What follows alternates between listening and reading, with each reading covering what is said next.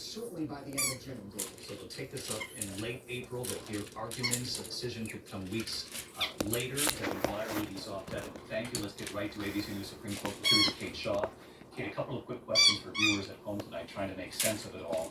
What does history tell us about how quickly the Supreme Court might decide this?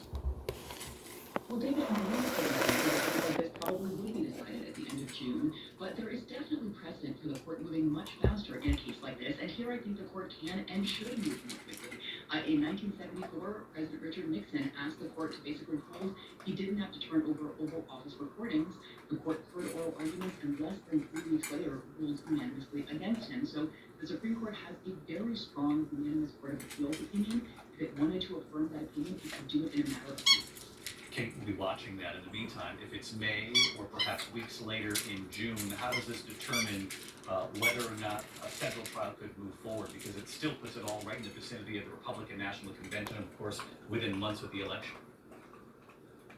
You know, I think the decision today makes a trial difficult but not impossible. So I think that if the case gets sent back to the district court for trial, if it's May, there still could be a trial maybe late this summer.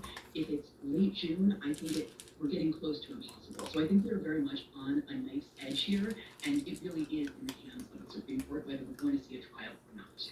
Kate Shaw with us tonight as well. Kate, thanks as always. To the other news tonight, and to the dangerous storm sweeping across the country, now headed to the northeast at this hour. It comes after reported tornadoes and devastating wildfires still raging at this hour. More than 100 million Americans under wind alerts right now from Atlanta up to Washington, D.C., Philadelphia to New York City. Meantime, I mentioned the fires raging in Texas, the Smokehouse Creek fire north